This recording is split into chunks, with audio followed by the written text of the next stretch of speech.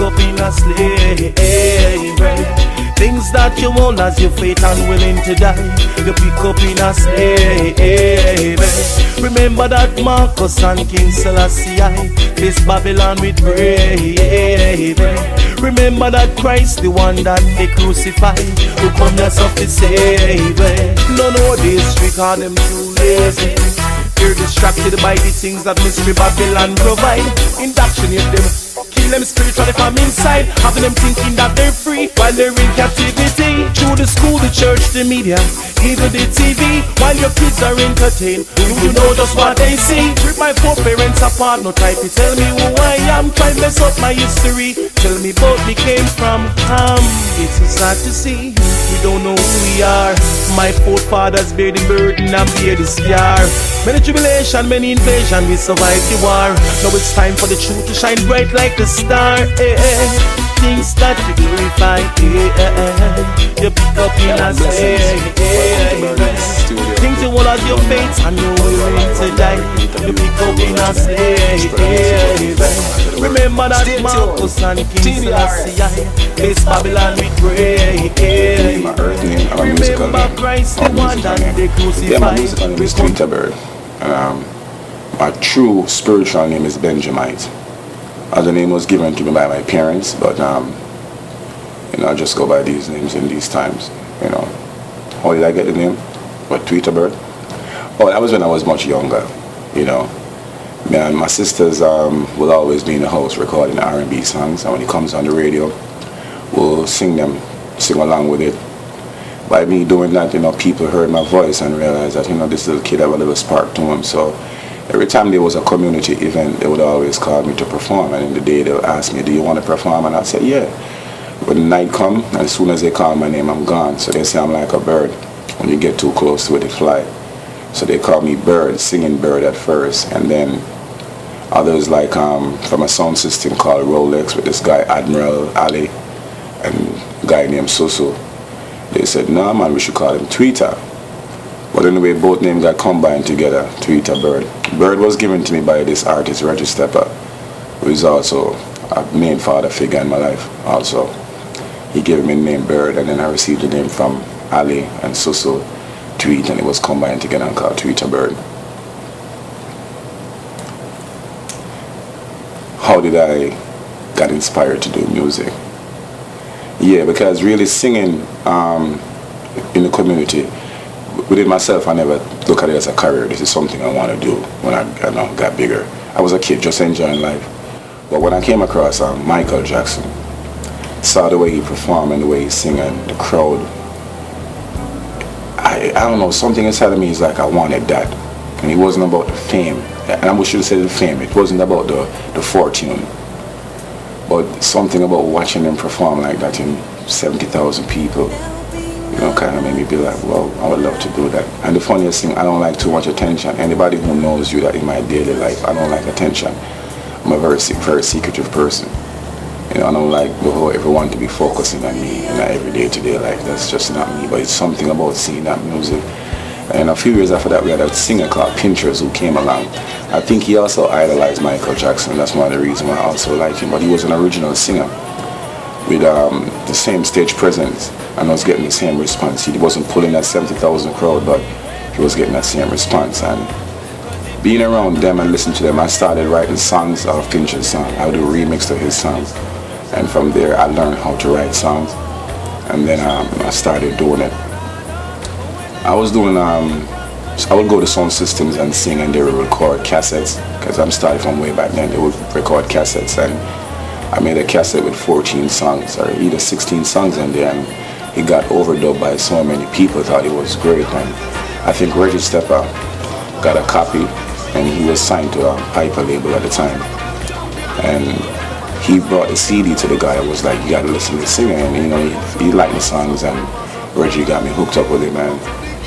I think at the time Reggie was about to go on tour, but he had an artist called Super Beagle who was in the camp, who had an argument with Piper, the promoter, and he wasn't going to go on the tour no more because of the argument, so they had to fill the space, and Reggie was like, Tweeta would be a good guy to do this.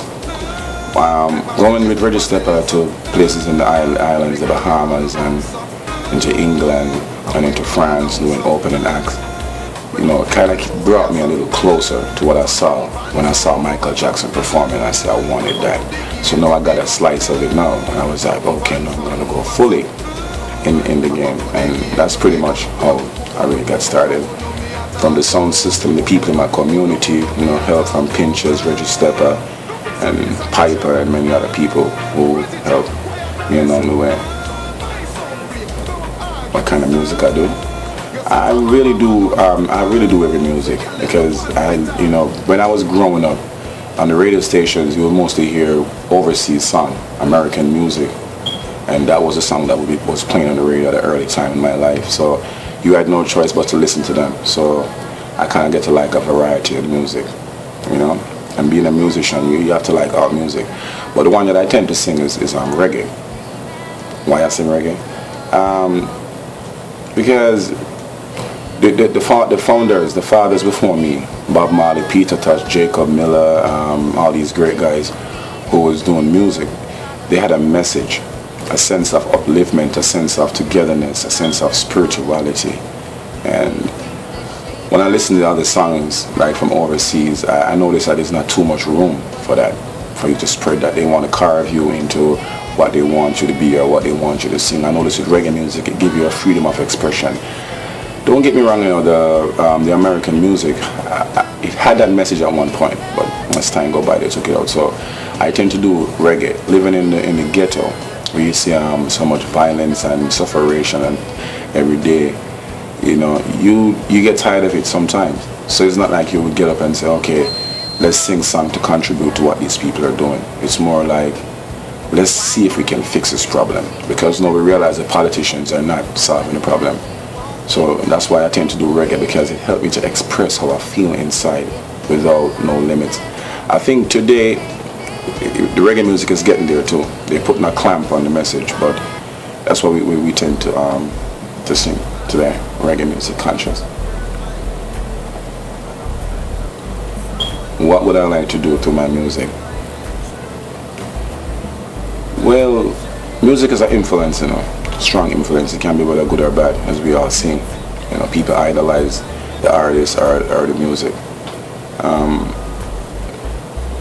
I know I can't be at every place at one time to speak to everyone. I don't have a TV program or anything focused on me so the world can view me and many others like me who are doing this work. So I think music could be a way to spread the message worldwide, just like Bob Marley did, you know, to the four corners of the earth. But what I would like is self-awareness. Just continue the same work that the forefathers were doing. And now that we have more information, you know, we can put it into the words of the songs and, you know, try to like uplift people, because the only thing can stop this killing and this violence and hatred that goes on in the world is the truth. People are confused from not knowing the truth. So then there's segregation on their sides with different opinions, and that causes a clash, you know. So we have to reveal the truth and get to the foundation of what's going on. So my song basically is just to open people's eyes up to a new thing that's going on right now, and to really, you know, pay attention and understand what's really going on through the music, and not to lead them astray as many other music and movies are doing today, the direction. So that's basically what I would like to do with my music. Why have I been singing for such a long time and I haven't made it famous? That's a good question, because that's a lot of people ask me that many times when they hear me perform. All glory be unto the Almighty. They say, why you have such a good voice and you seem to have that passion when you sing on stage, why are you not famous? But after growing up for a while, I thought it was bad luck, to be honest. I thought it was just bad luck. You know, I don't believe in curses of man. I know it's real, but I don't believe it to the point where I think it has that effect on my life. So at one point I was thinking that it was a curse, bad luck. But then I look at it in this way today, with all the things I know today. I think if I was famous, running around, traveling over the world, I wouldn't have the chance to get my hands on these information. I probably would have been out there in the world too, like everybody else, doing what they're doing for the buck. being a modern day Judas, selling out their people, selling out their souls, and having them turn away from the law of the Almighty. So I think the Father have groomed me for years. He gave me a peak of perfection, and a peak of perfection, and let me know that this is what you can get, but I'm not ready for you. So I think the Most High is ready for me today, based on my message and my spirituality.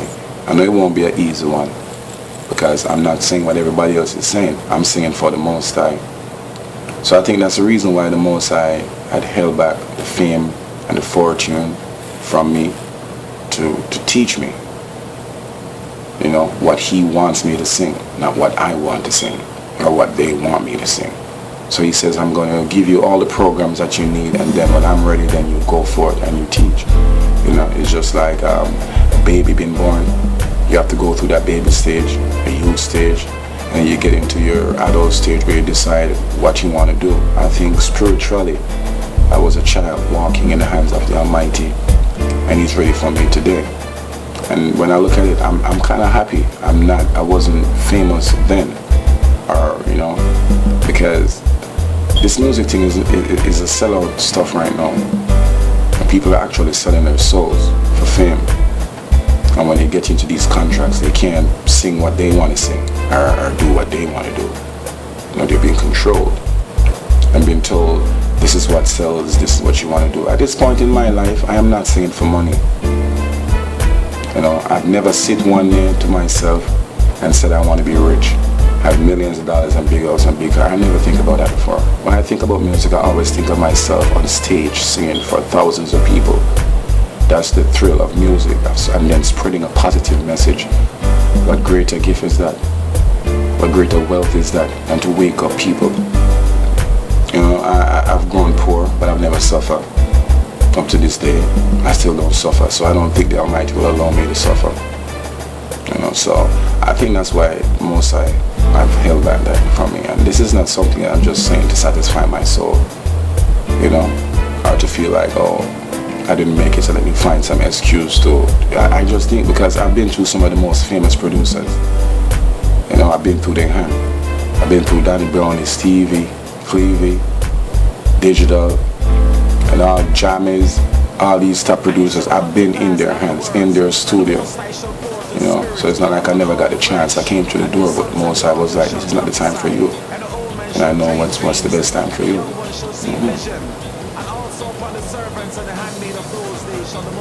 So what would I like to see myself 5 years from now? Free as the way I am today, healthy as the way I am today, more spiritual, with more knowledge to teach the people and to bring souls back to the Creator, and then everything else can fall into place after that. But that's mainly what I would like to see myself doing 5 years from now, free from all my sins and all my temptations, from spiritual, physical, mental thoughts, and to righteousness. What would my advice be to these people today? The artists, you're talking about the musicians and stuff. Yeah. My advice would be to them is this. If you're a firm believer in the book, the history book, and you read it and see the story of Christ, Yeshua, and saw Judas, who sold him out for 30 pieces of silver to the enemies to be crucified. Be very careful of the things that you guys are doing today for money. You see, the Most High will bless you and your children with enough for you guys to survive. But sometimes you guys want too much. You're over here and you're watching the YouTube videos and see all these rappers living this life, and you guys think this is the life that everybody needs to live. The bottom line is, ask yourself this: the message that you're sending out in your songs, how is it helping the world? How is it contributing to the problems that we have in the world today? See if you have any input in it, because people have this tend to say, I don't tell people to do things. Well, you put thought into people's mind. Once you present an idea to people, it becomes a thought. And when people listen to it every day, subconsciously it becomes into their DNA and their thoughts without them even knowing it. have an influence. Just like when you go to school, what you think you learn is what the teacher tell you. If you don't pay attention, you don't learn. If you pay attention, you learn. So if people pay attention to your songs and dwell on it, then they'll think this is the only way for them to make money is to walk naked or sing violent songs. See, I don't do gun songs and violent songs and songs telling people to drink and get drunk, because there's millions of people going into the AAA class trying to quit alcohol because your kids are taken away, their licenses taken away, they lost their jobs, they're beating their wives, they can't have a conversation. So I don't contribute to problems. Drunk drivers kill kids every day. So I'm not going to go out there and say, sing songs, let's drink and get drunk. I don't do that. Another thing with gun songs, I don't sing violent songs. Most of my classmates that I went to middle school are now dead. And it's not sickness or age, it's gunshots. Kill most of them. When I go out and I do my shows and I'm coming home at night and I get out my car, I'm afraid I'm going to get robbed or killed tonight because I don't know who's out here with a gun. So why would I be in the club singing a gun song and I'm afraid of the same gun? Why would I promote something that I'm afraid of? So these people have to ask themselves the question, is it worth getting the world and losing your soul and taking out other people with you? Really? The Jamaican artists, they're children of slaves. I know they turn around and destroy their brothers and sisters through their music and their art, their thoughts and their free will.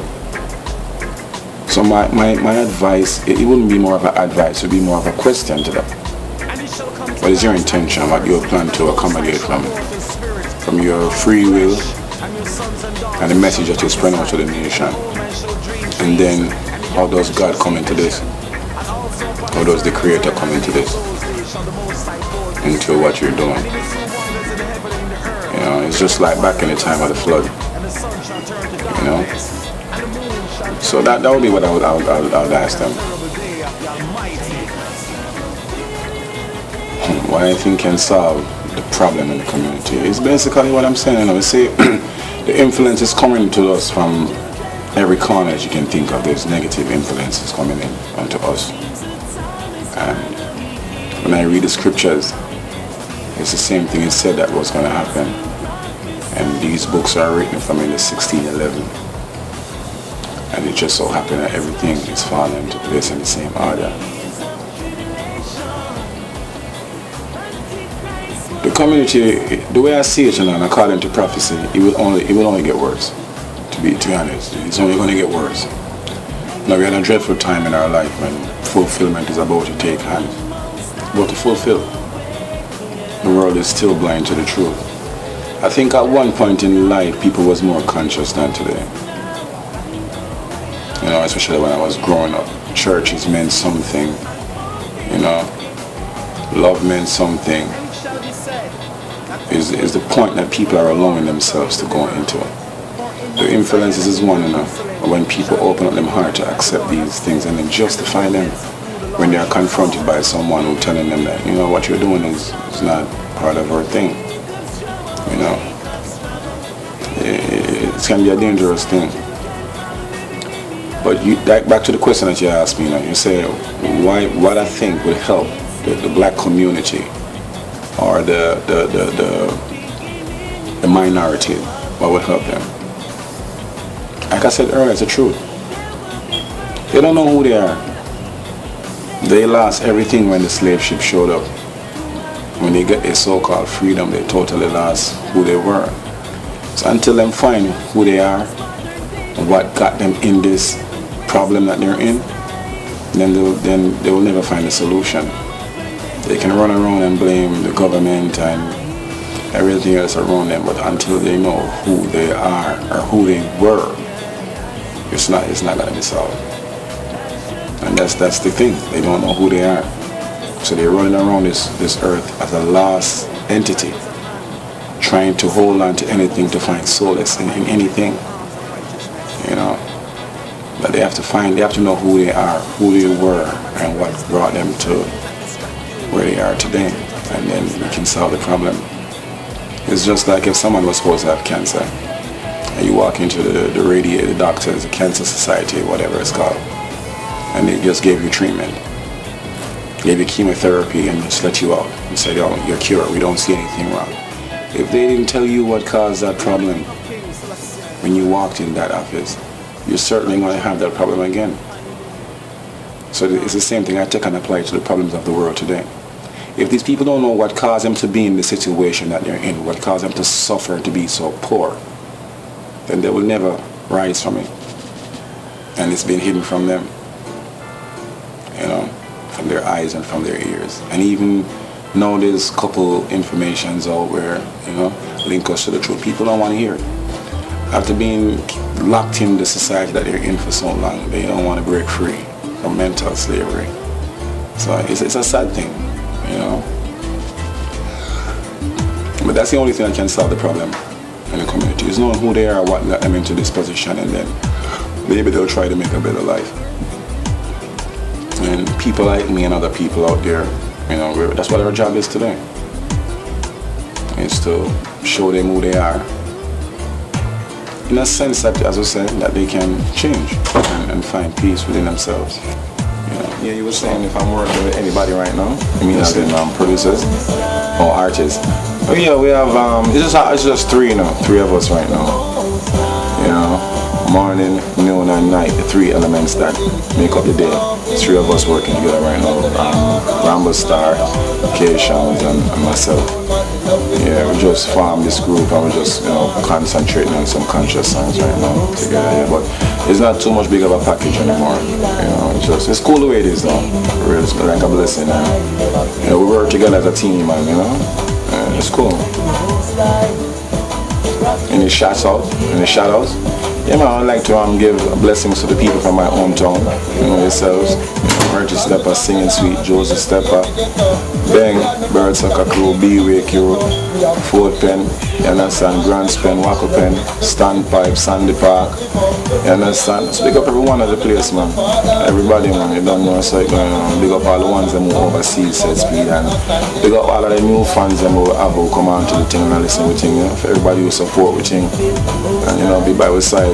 I know it's a rough journey, but you know, let's give thanks to all of them and still some blessings.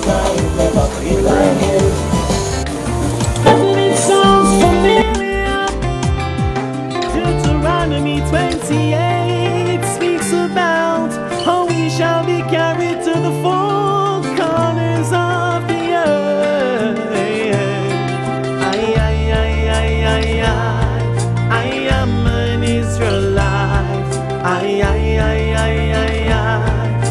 am an Israelite. Give thanks to the Most High, so we find ourselves.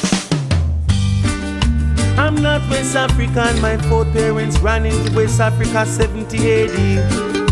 I'm not a Jamaican, my ancestors were brought to Jamaica in slavery. I'm not an Ethiopian, I'm not from the tribe of Ham, as you can see. I'm from the tribe of Benjamin. I am an Israelite. I am an Israelite. I am an Israelite. I am an Israelite. 66 AD, Titus and Vespasian invade Jerusalem, fighting against Josephus, trying to kill the 12 tribes of Israel. Many lost their lives and many ran out into the wilderness. 3.5 years in the wilderness, hiding from prosecution. Then my foreparents tried to hide themselves amongst the West Africa. That means I am an Israelite. I am an Israelite. Give thanks for watching and things. Stay tuned for more information on the Birdness channel. And peace and blessings be to all. Keep your eyes and ears open. Give praises to the Creator. Universal. Blessings.